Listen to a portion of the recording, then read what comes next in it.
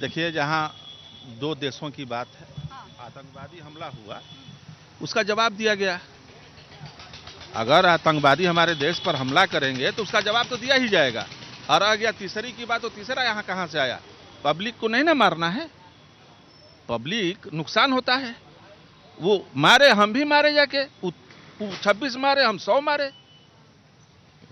क्या दिक्कत है? वो 26 मारे, हम 100 मारे। हमारे हिसाब से जो है पाकिस्तान को जो करारा जवाब मिलनी चाहिए थी वो पूरा नहीं मिला, क्योंकि ये जो बार बार जो आतंकी हमला हमारे देश के ऊपर हो रहा है, और हम एक बार चुनाव में इसको भी मुद्दा बनाएंगे क्या? अब तो ये मुद्दा बनेगा ही, क्योंकि जो सरकार से जो उम्मीद थी, पूरा विपक्ष सरकार के साथ खड़ा था। हमारे फैसले पर तीसरा देश कौन होता है आदेश देने वाला कि हम आतंकवाद का खात्मा कैसे करेंगे? ये फैसला हम करेंगे, ना कि कोई तीसरा देश करेगा। किस किस को बोलना, खड़े हो जाइए। मैडम, मैं पहले आपके चैनल को धन्यवाद देना चाहूँगा। मैं बीएसपी का जिला प्रभारी हूँ।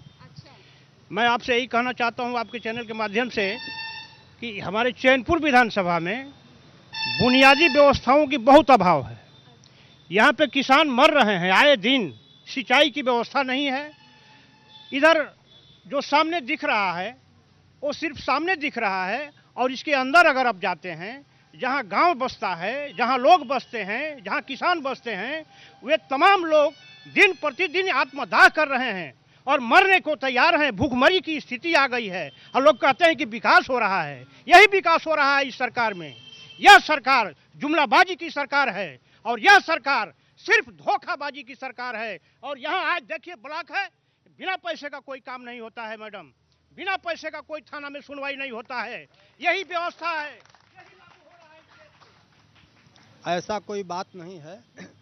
रही बात लोग बोल रहे हैं पैसे की, तो पहले तो कहीं विकास ही नहीं था और आज तो विकास ही नज़र आ रहा है। और पैसे की बात है तो आपको अनुमंडल में लोक शिकायत लगा हुआ है, जिला में लगा हुआ है, बिहार में पूरे सिस्टम से लगा हुआ है। आप कानून को पकड़िए, ऐसे रोड पे हल्ला करने से क्या फायदा है? कानून पैसे मांगते तो शिकायत कीजिए। कहने का मेरा मतलब यह है कि जो कहा जा रहा है कि यह विकास हो रहा है, वह विकास हो रहा है, यह कार्य हो रहा है, वह कार्य हो रहा है, लेकिन हो कुछ नहीं रहा है। बुनियादी जमीन पर कुछ नहीं हो रहा है।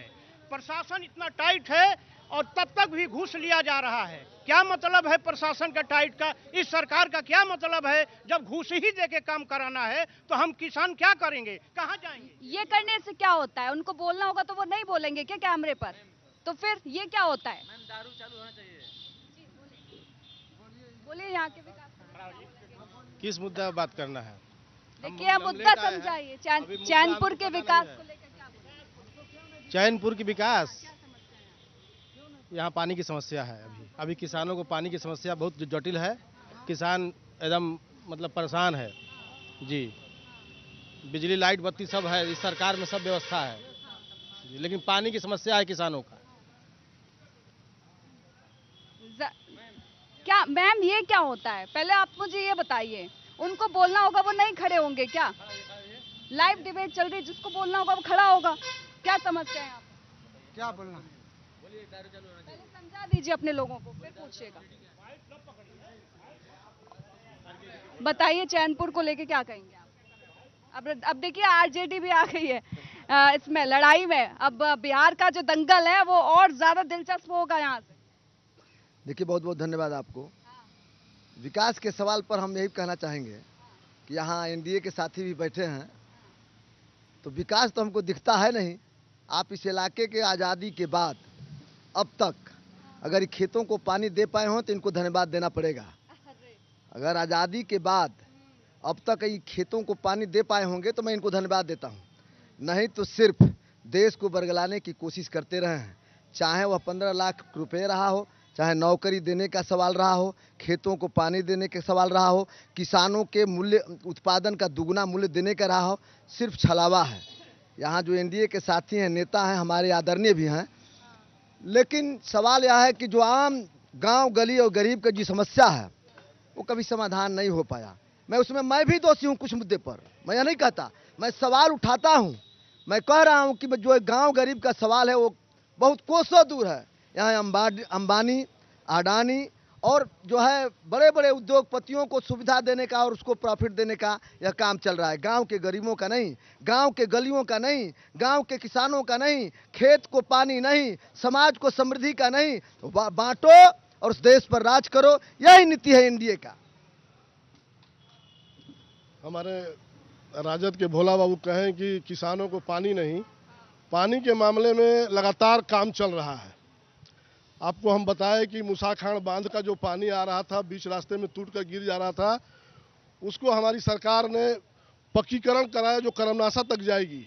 अभी हाल ही में जमनिया से लिफ्ट करा गंगा का पानी हम लोग रामगढ़ में ला रहे हैं। लगातार पानी पर काम चल रहा है। अब एक ही बार सब काम नहीं ना हो जाएगा। धीरज रखिए, धीरज। 11 वर्षों से सरकार है, अभी हमको धीरज की बात करते हैं। 20 वर्षों से बिहार में हैं, 11 वर्षों से देश में हैं और 20 वर्षों से बिहार में हैं। हमको धीरज की बात करते हैं, सिर्फ कागजी बात करते हैं। जमीन पर न पानी है न जमीन पर जवानी है, ये दोनों नहीं है। ये दोनों घुट घुट करके मर रहे हैं। ये दोनों जो है देश कहाँ है, जो कहते हैं वो करते नहीं है, बैक दरवाजे से मुड़ जाते हैं। कभी भी देश के माननीय आदरणीय नेता, बैक दरवाजे किसको? नीतीश कुमार को इशारों में क्या? आदरणीय नेता नरेंद्र मोदी जी देश के लिए बोलते कुछ हैं, प्लेटफॉर्म पर मन की बात करते हैं। ऐसा नहीं है, मन की बात करते हैं लेकिन लोगों की मन की बात नहीं करते हैं, अपनी मन की बात करते हैं। गांव के गरीबों की मन की बात नहीं करते, किसानों की मन की बात नहीं करते, गरीब जनता की मन की बात नहीं करते, सिर्फ अपने मन की बात करते हैं। कहते हैं कि जो मैं कह रहा हूं वही सच है।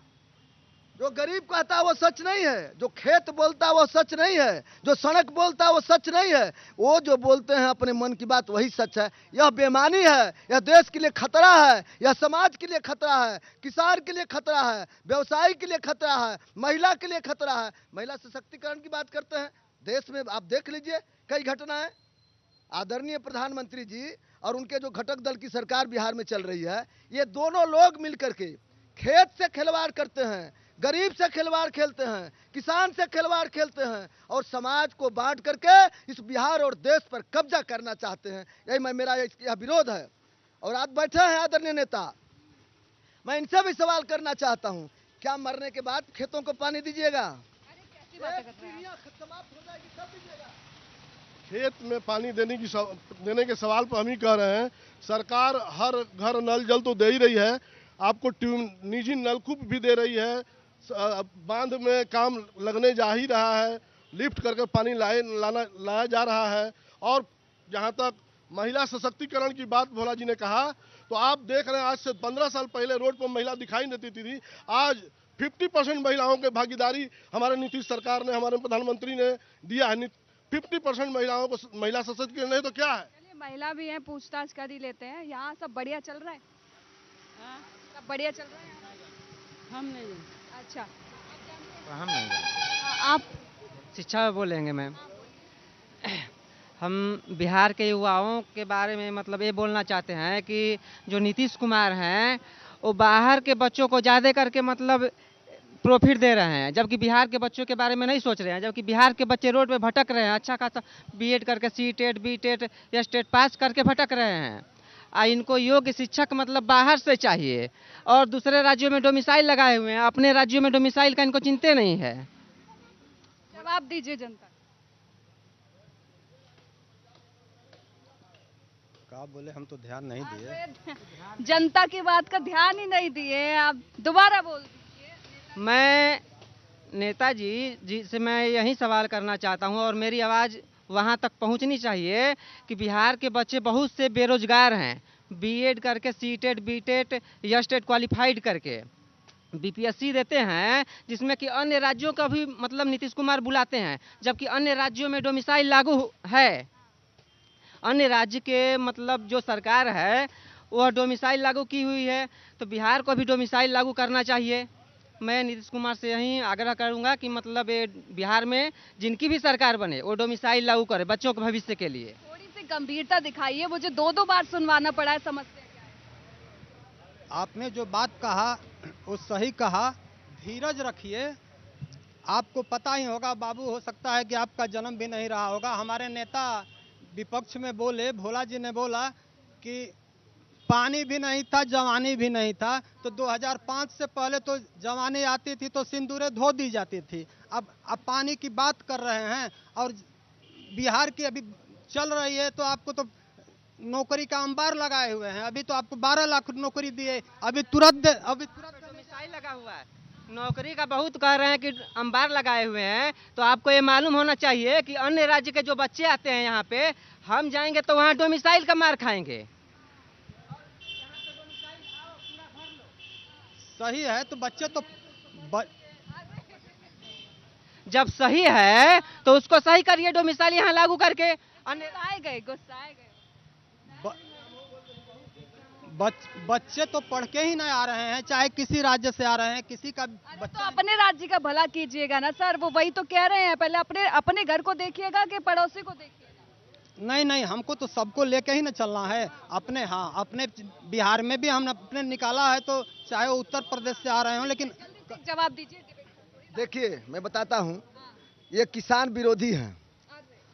इसलिए विरोधी हैं कि 80% किसान निवास करते हैं इस देश में।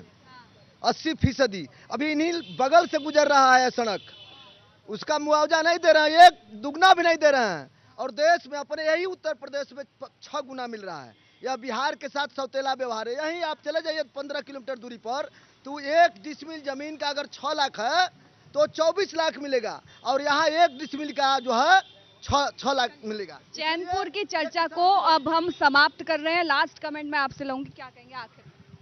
चैनपुर में समस्या तो निरंतर आती रहती है, लेकिन समस्या का निराकरण भी होते जा रहा है। हमारे नेता के नेतृत्व में, प्रधानमंत्री जी के नेतृत्व में, एनडीए की सरकार में, डबल इंजन की सरकार में जो विकास की गति बढ़ रही है, विकास लगातार होते जा रहा है, काबिले तारीफ है। हम लोग भी 2005 का समय देखे हैं, जब रात में पटना से गुजरते थे तो कभी एक अकेले गाड़ी से नहीं आते थे। आज अकेले 12 बजे रात को हम लोग आ रहे हैं पटना से, चाहे किसी अधौरा के पहाड़ी पर। हम लोग कभी रात को नहीं जाते थे, जगदलपुर डैम नहीं जाते थे। आज हम लोग रात बिरात कहीं जाते आते हैं। चैनपुर का जो एरिया है लगभग 100 किलोमीटर का एरिया है, जिसमें 40% एरिया पहाड़ी क्षेत्र है। और पहाड़ी क्षेत्र के लगभग जितने भी जंगल के रहने वाले जो आदिवासी किसान हैं, सब उपेक्षित है, सब उपेक्षित। नहीं, मेरे नेता ने विकास किया है, विकास कर रहे हैं। ये जो है विकास नहीं है, ये विकास नहीं करते हैं, ये विनाश की घड़ी है। देखिए, यहाँ जो काम है वो नीतीश कुमार के कार्यकाल में तो हुआ है विकास, लेकिन जो होना चाहिए उतना नहीं। देखिए, ये भाजपा की और इन लोग की साजिश है कि बिहार को गरीब रखें, मजदूर बना के रखें, और सारा मजदूर यहाँ से बाहर जाके काम करे, वहाँ पे इनको वोटाने। चैनपुर विधानसभा हम यहाँ पर आए और चैनपुर विधानसभा में तमाम सारे मुद्दे हैं, लेकिन सबसे बड़ा मुद्दा हमने यहाँ पर किसानों से जुड़ा हुआ पाया। अब देखने वाली बात ये होगी कि यहाँ की जनता जो है वो किसको पसंद करती है और चैनपुर की सत्ता की चाबी किसके हाथों में थमाती है। आपसे फिर मुलाकात होगी एक नई विधानसभा के साथ। नमस्कार।